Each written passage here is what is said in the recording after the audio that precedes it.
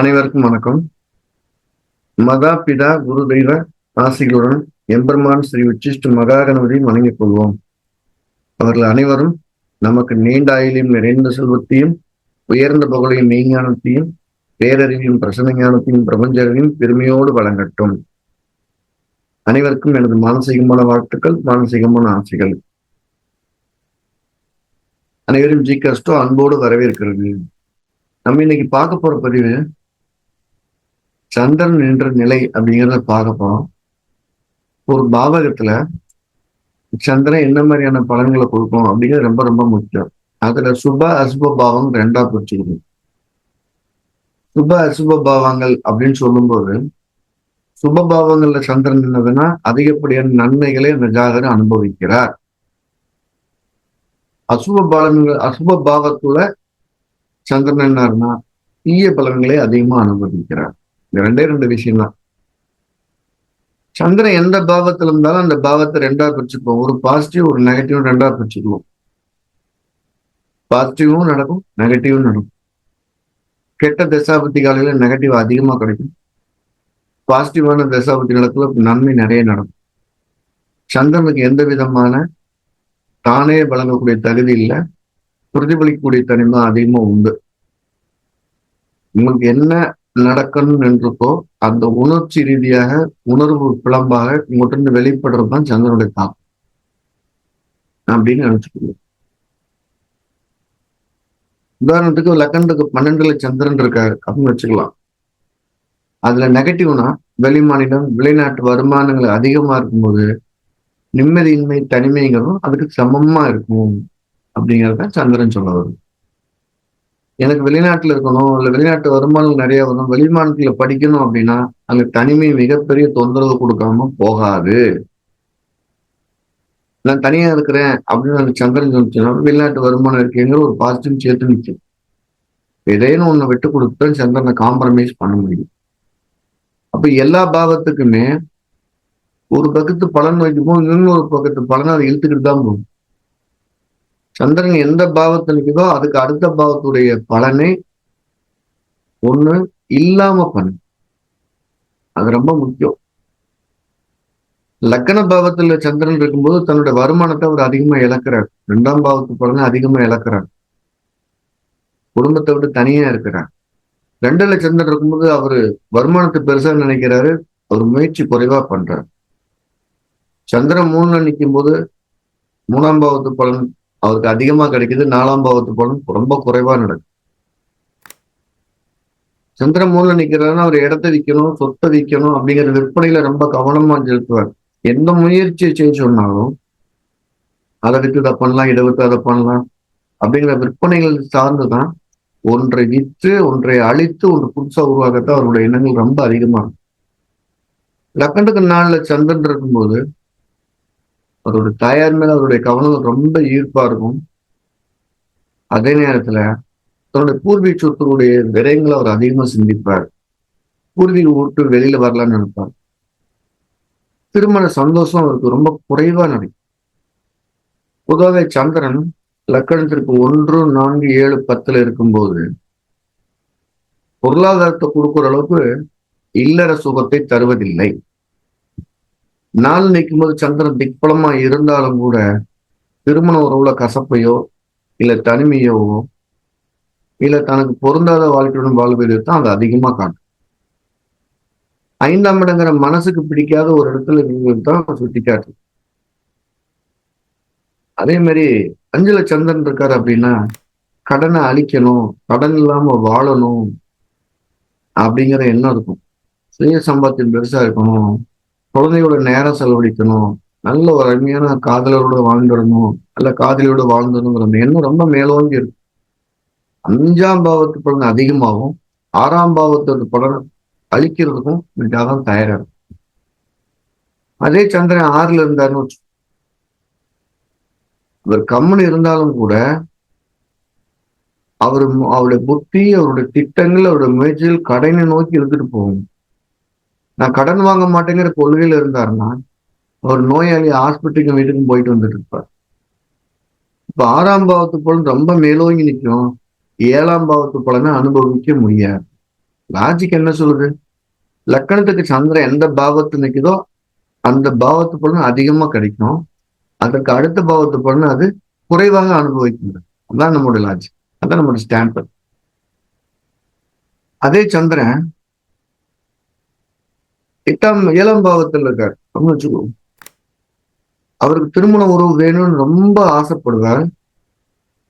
அவருக்கு அதிர்ஷ்டத்து மேல அதிக நம்பிக்கை இருக்கும். அவமானங்கள் தேடி வர ஆரம்பிக்கும். அந்த கண்டத்தை அவர் தவிர்ப்பதற்காக போராட வேண்டிய சூழ்நிலை.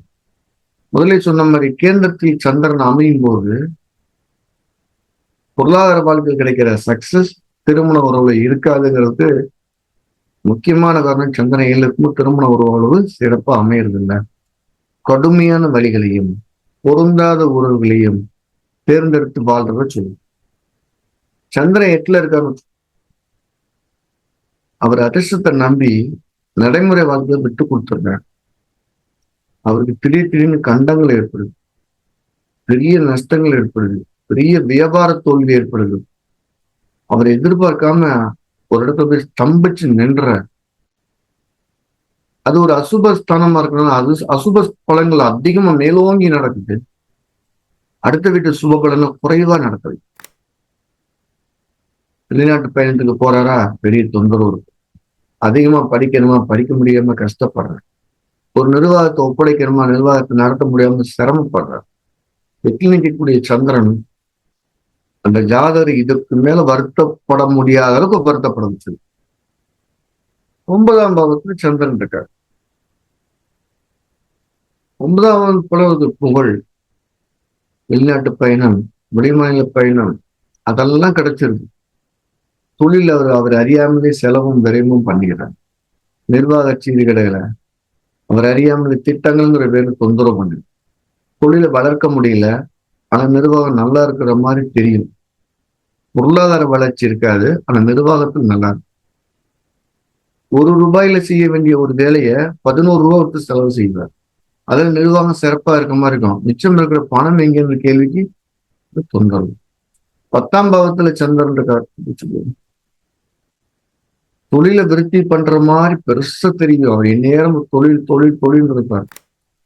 முதலே சொன்ன மாதிரி கேந்திரத்தில் நின்ற சந்திரன் 1, 4, 7 நிற்கிற சந்திரன் திருமண வாழ்க்கையை விட பொருளாதார வாழ்க்கையை மேம்படுத்தி கொடுக்கும் அப்படிங்கிறதுனால ரொம்ப பெரிய லெவல்ல பொருளாதாரத்துக்கு ஓடுவார்.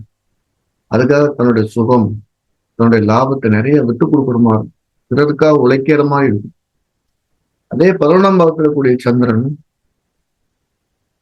அதிகப்படியான லாபத்தை அவர் கிடைக்கிறதுக்கு எல்லா முயற்சியும் செய்யும்.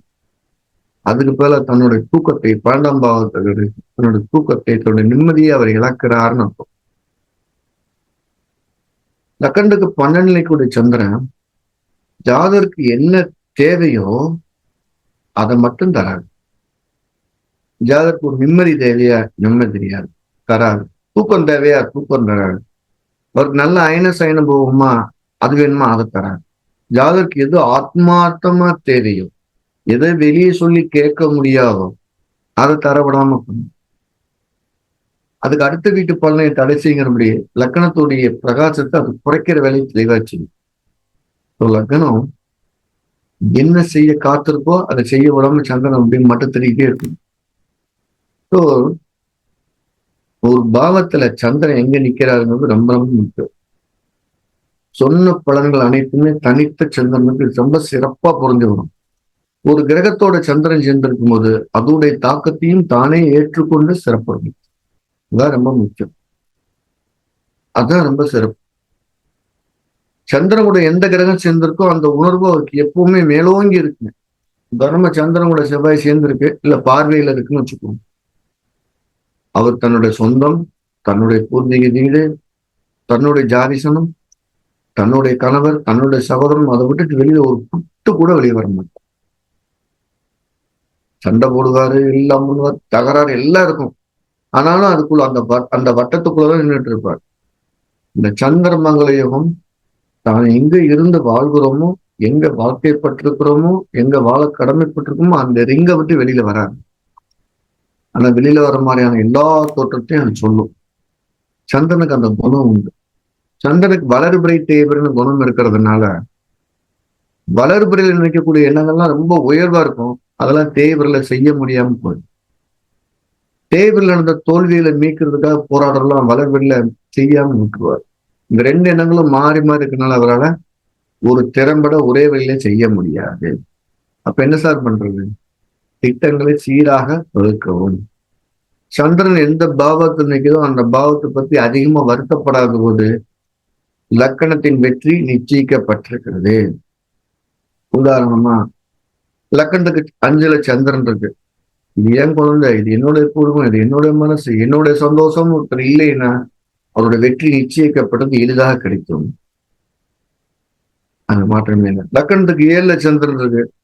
எதிர்பாலினத்துக்காக வருத்தப்படாம நான் இப்படித்தான் இருப்பேன், என் வாழ்க்கை இப்படித்தான் இருக்கும், நான் இப்படித்தான் வடிவமைச்சிருக்குன்னு வாழ்ந்துட்டாருன்னா ரொம்ப சிறப்பா இருக்கும். அது எந்த மாற்று கருத்தும். லக்கணத்துக்கு 4ல சந்திரன் இருக்கு. எனக்கு அதுல முதலீடு பண்ணணும், இதுல முதலீடு பண்ணணும் எண்ணம் இல்லாம இருந்ததை 4ஆம் பாவத்து சிந்தனையை மறந்துட்டாலே அவர் வாழ்க்கை அழகா அழகா இருக்கும். இப்ப சந்திரன் எந்த பாவத்துல இருக்குதோ அதை நோக்கி நம்மள மனசு இழுத்துட்டு போகணும். அதுல போய் விழுகாம இருந்தாலே வெற்றி நிச்சயம். ஒரு நல்ல குருமாட்ட கட்டக்கூடிய தியானம் அல்லது வாசிகள் சந்திரன் எந்த பாவத்திலுக்கோ அதற்கு தீமை விலக்கி வைப்பதற்கு பயன்படுகிறது. அதுதான் என்னுடைய அனுபவம். செஞ்சு பாருங்க, உங்களுக்கு நிறைய வித்தியாசங்கள் இருக்கு.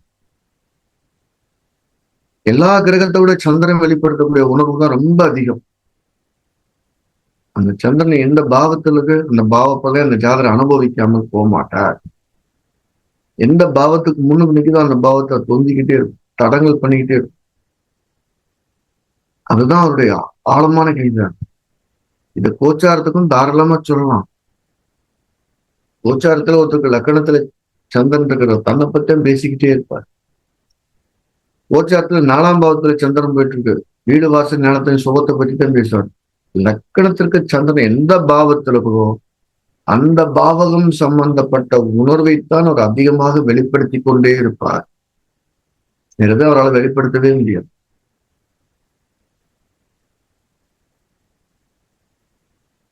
லக்கணத்துக்கு சந்திரன் 8ல இருக்கு, பயமா இருப்பார். அந்த கோச்சாரத்துடைய தன்மையும் அது காட்டும். பிறந்த கால ஜாதகம் ஒண்ணு காட்டணும், அதோட தொடர்புடைய இன்னொரு செயல கோச்சார ஜாதகம் காட்டும். ரொம்ப பார்க்கலாம், அவங்களோட எண்ணங்கள் இருக்கும். ஒருத்தர் சிறந்த ஜோதிடர் ஆகணும் அப்படின்னா லக்கணத்திற்கும் சந்திரனுக்கும் உள்ள தொடர்பு, பிறந்த கால சந்திரனுக்கும் கோச்சார சந்திரனுக்கும் உள்ள தொடர்பு, பிறந்த கால ஜாதகத்துக்கும் சந்திரனுக்கும் தொடர்பு மட்டும் கவனிச்சுட்டு வந்தாலே போதும். பிறந்த கால ஜாதகத்துக்கும் கோச்சார சந்திரனுக்கும் தொடர்பு காமிச்சாலே போதும். அதுவே அவரை சிறந்த ஜோதிடரை மாற்றிடும். ஏன்னா அந்த அளவுக்கு அது அனுபவத்தை கொடுக்கும். நம்ம ஜிகாஸ்ட்ரோல என்ன பண்ணிட்டு இருக்கோம், நம்முடைய அனுபவங்களை தொகுத்து எடுத்து இது இப்படிலாம் சொன்னா ரொம்ப சரியா இருக்குன்னு பதிவை தொடர்ந்து கொடுத்துட்டே வரும். நீங்க அனுபவிச்சு பாருங்க, உங்க ஜாதகங்களை பொருத்தி பாருங்க, எல்லாமே ரொம்ப சரியா வரும். அதுக்கு தொகுத்து அந்த அனுபவங்களை உங்களுடைய அனுபவங்களையும் மேம்படுத்தி நிறைய பயன்படணும். எல்லாருக்கும் ஜோதிடம் போய் சேரணுங்கிறது என்னுடைய விருப்பம். அதுக்காக ஜிகாஸ்ட்ரோ சிறந்த அடிப்படை பாடத்திட்டங்களை வகுத்து எல்லாத்துக்கும் புரியுற மாதிரி பெரிய கணிதங்கள் எதுவும் இன்றி தொடர்ந்து பாடங்கள் நடத்திட்டு வரோம். வர ஆகஸ்ட் 15ஆம் தேதி ஆன்லைன்ல ஜோதிடத்துடைய அடிப்படை பாடங்கள் நடக்க காத்திருக்கு. யாராவது படிக்கணும் விருப்பம் வந்தா கீழே நம்பர்ல பதிவு செய்து முன்பதிவு செய்து கொள்ளலாம்.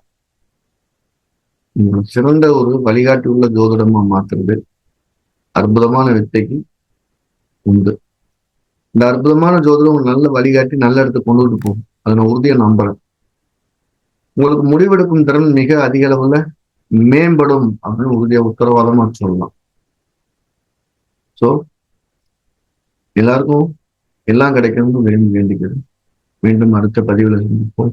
அதுவரை எல்லாம் உள்ள எம்பெருமான் ஸ்ரீ உச்சிஷ்ட மகாகணபதி அனைவருக்கும் நீண்ட ஆயுளையும் நிறைந்த செல்வத்தையும் உயர்ந்த புகழையும் மெய்ஞானத்தையும் பேரறியும் பிரச்சனையாட்டு பெருமையோடு வழங்கட்டும். அனைவருக்கும் எனது மானசீகமான வாழ்த்துக்கள், மானசீகமான ஆசைகள்.